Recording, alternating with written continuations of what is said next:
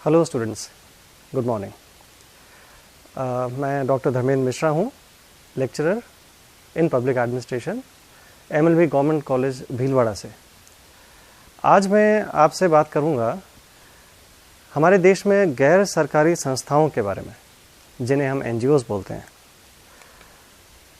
NGOs वे संस्थाएं हैं जो सरकारी संरचना से बाहर काम करती हैं, हमारे देश के अंदर वेलफेयर की एक्टिविटीज़ के लिए, हमारे समाज कल्याण के लिए। हम इन्हें डेवलपमेंट NGOs भी बोलते हैं। ये सारी संस्थाएं जो NGOs हैं वो लोगों के खुद के वॉलंटरी अफेयर्स, जिसे हम कह सकते हैं कि स्वेच्छा से बनने वाली संस्थाएं हैं। सब लोगों में, सारी दुनिया में एक भावना होती है कि हम एक एसोसिएशन बनाएं और हम समाज के लिए, कुछ कल्याण के लिए एक्टिविटीज़ करें। सरकारें, पूरे दुनिया में जितनी भी सरकारें हैं वो नियंत्रित करती हैं सारे समाज कल्याण को और पूरे अपने अपने राष्ट्रों के अंदर उसके ऊपर काम करती हैं। लेकिन NGOs भी एक बहुत बड़ा रोल प्ले करती हैं उसके अंदर, कि वो जो समाज कल्याण जो सरकार काम कर रही है उसके अंदर सरकार को समर्थन मिले, सरकार के उद्देश्यों को फुलफिलमेंट हो, उसके अंदर वो पूरा कर पाएँ, समाज में उत्थान हो, विकास हो। हम देखते हैं कि ये भावना कैसे उत्पन्न हुई। NGOs के बेसिक जो एलिमेंट्स हैं, जो तत्व हैं, वो है स्वेच्छा। हम सब के अंदर निहित होती है कि हम किसी अन्य व्यक्ति के लिए, हम अपने साथियों, अपने समाज या अपने चारों तरफ जो मौजूद समाज है उसके लिए हम कुछ सेवा कर सकें। हम किसी पर्टिकुलर कॉज, किसी उद्देश्य के लिए भी कई बार निष्ठा रखते हैं, हम इसके प्रति भी काम करना चाह सकते हैं। हम में, सब में कुछ सीखने की भावना भी होती है, हम उसके लिए भी कुछ काम करना चाहते हैं। और हम में हर समय सिर्फ पैसा कमा के काम करना है ये इच्छा नहीं होती। हम कुछ ऐसा भी करना चाहते हैं जो बिना पैसा कमाए करें, हम दूसरे का हेल्प करें, हम दूसरे के लिए कुछ बेनिफिट दें उसे। हो सकता है हम उसे फिजिकल बेनिफिट ना दें, हम उसे कोई मटेरियल बेनिफिट ना दें, लेकिन हम उसको साइकोलॉजिकल बेनिफिट भी दे सकते हैं। दूसरे को सहायता करने से जो हमें खुशी प्राप्त होती है, ये भी एक बेनिफिट है जो हम वॉलंटरिज्म के अंदर देखते हैं। एक भावना और होती है सैक्रिफाइस की, कि हम कुछ त्याग करना चाहते हैं, त्याग से हमें सेटिस्फैक्शन मिलता है, सारी दुनिया को मिलता है।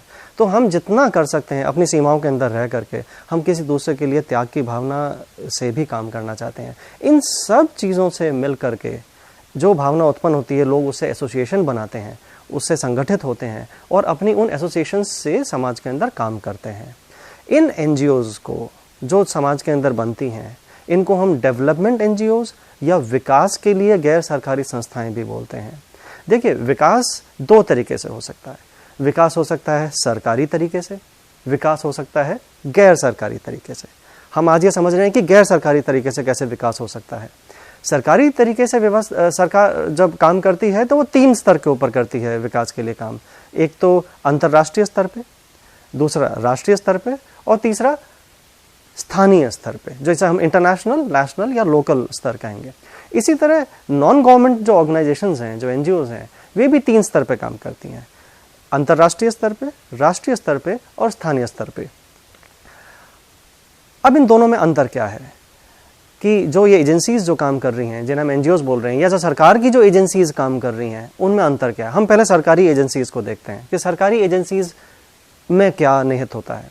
सरकारी एजेंसीज काम करती हैं, हम मॉडर्न गवर्नमेंट्स की बात कर रहे हैं, हम दुनिया के अंदर लोकतांत्रिक सरकारों की बात अगर करते हैं तो हम देखते हैं कि हर लोकतांत्रिक सरकार के अंदर एक व्यवस्थापिका है, जिसे हम लेजिस्लेचर कहते हैं, एक कार्यपालिका है, एक न्यायपालिका है, एक इन सब के उद्देश्यों को पूरा करती हुई एक लोक प्रशासन की नौकरशाही है, जो पूरे देश के अंदर जो अफसरशाही जैसे हम बोलते हैं।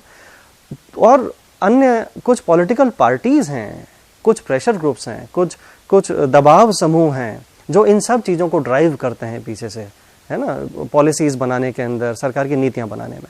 और दूसरी तरफ जो गैर सरकारी संस्थाएं हैं वो किन से बनी हैं? वो बनी हैं समाज कल्याण के लिए काम करने वाले वर्कर्स से, स्वेच्छा से काम करने वाले वॉलंटियर्स से, यानी जनता से। तो एक तरफ तो सरकारी संस्थाएं हैं जो मैंने अभी आपको बताया, जिसमें लेजिस्लेचर है, एग्जीक्यूटिव है और न्यायपालिका, जुडिशरी और नौकरशाही है, और दूसरी तरफ एनजीओज हैं जिसमें समाज से लोग निकल के आते हैं और वो समाज सेवा के लिए काम करते हैं। तो एनजीओज का फ़ायदा क्या है? एनजीओज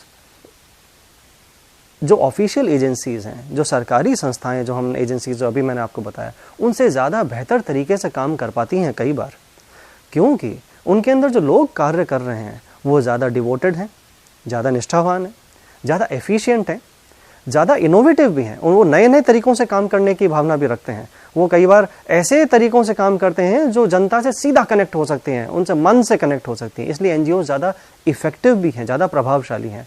वो नज़दीक होते हैं, जो जनता में लोग काम करते हैं, जो लोग प्रशासन के बाहर जो एनजीओज़ हैं, वो जो एनजीओज़ में जो लोग काम कर रहे हैं वो ज़्यादा बेहतर तरीके से जनता के साथ अपना रैपो बना पाते हैं, अपनी कनेक्टिविटी बना पाते हैं।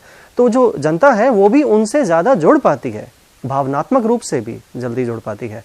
एनजीओज़ के अंदर फ्लेक्सिबिलिटी, लोचशीलता भी बहुत ज़्यादा होती है। तो जो हम सरकार के अंदर जो हम एक कमी पाते हैं कि जो नौकरशाही में बड़ा रिजिड तरीके हैं, ब्यूरोक्रेटिक टेंडेंसीज कहते हैं उन्हें, वो यहाँ एनजीओज़ में हमें देखने को नहीं मिलती। जल्दी से जो समाज में जो चेंजेस आ रहे हैं उसके अनुसार वो जल्दी से चेंज भी हो जाते हैं। एनजीओज़ अपने उद्देश्य को थामते हुए अपने तरीक़ों को चेंज कर लेते हैं कि समाज में कोई चेंज आ रहा है तो मॉडर्न तरीके भी अपना लेंगे, उसमें ज़्यादा रूढ़िवाद नहीं होता, वो क्विक सर्विस में विश्वास करते हैं। मान लीजिए जैसे बाढ़ आई है तो उसके बचाव कार्यों के अंदर सबसे पहले एनजीओज़ आपको काम करते नजर आएंगे। वहाँ पे सरकार पीछे पीछे आती होगी, सरकारी तंत्र पीछे आता होगा, या दोनों मिलकर के काम करते मिलेंगे आपको, है ना।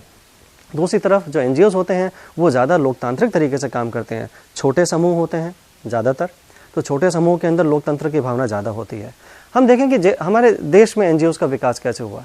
हमारे देश के अंदर बहुत पुराना इतिहास है सेवा का, समाज सेवा का। हमारे देश के अंदर बहुत पुराने टाइम से चली आ रहे हैं पंचायत सिस्टम। पेड़ों के नीचे बैठ करके पंचायत लगा करती थी गांवों के अंदर। फिर 19वीं सेंचुरी में, 19वीं शताब्दी के अंदर अब देखते हैं काफ़ी समाज कल्याण के मूवमेंट्स चले। फिर जब विदेशों से लोग आए तब भी हम आपस में एक दूसरे के लिए सद्भावना रखते हुए काम करते थे। अंग्रेज़ों से छुप के भी एक दूसरे के लिए हम काम करते थे। हम ऑर्गेनाइजेशंस बनाई, हमारे देश के अंदर समाज के लिए महात्मा गांधी, सरदार पटेल, नेहरू, तिलक, लाजपत राय, ईश्वरचंद विद्यासागर, इन्होंने समाज कल्याण के लिए बहुत काम किया। उससे एनजीओ जो वॉलंटरी एफर्ट्स हैं उसकी भावनाएं पनपी। और हम देखते हैं जब भी हमारे देश के अंदर नेचुरल कैलामिटीज़ आई हैं, चाहे बाढ़ आई, चाहे भूकंप आए, चाहे अकाल पड़ा, एनजीओ सबसे आगे होते हैं काम करने के अंदर। हमारे देश के अंदर इनको मेन स्ट्रीम से जोड़ के, सरकार से जोड़ के रखने के लिए कुछ प्रावधान बनाए गए हैं, लीगल प्रावधान बनाए गए हैं। हमारे कॉन्स्टिट्यूशन के अंदर हर एक को अधिकार है कि वो कहीं भी किसी भी एसोसिएशन को ज्वाइन कर सकता है। ये हमारा फंडामेंटल राइट है ना। तो इससे हम एनजीओज बनाने के अंदर कोई भी व्यक्ति किसी भी एनजीओ के साथ मिलकर काम कर सकता है। कोई 4 जने मिलकर अपना एनजीओ बना सकते हैं। एक सोसाइटीज़ में रजिस्ट्रेशन एक्ट बनाया, 1860 का रजिस्ट्रेशन एक्ट है, उसमें हम रजिस्टर करा देते हैं। एक इंडियन ट्रस्ट एक्ट है 1882 का, उसमें हम जाके ट्रस्ट बना सकते हैं। इसी तरह एक religious and charitable institutions registration act है 1920 का, इसके तहत ये सारे एनजीओज कहीं कहीं रजिस्टर होकर के हम बना सकते हैं। विदेशों से भी इसके अंदर बहुत सहायता आ सकती है।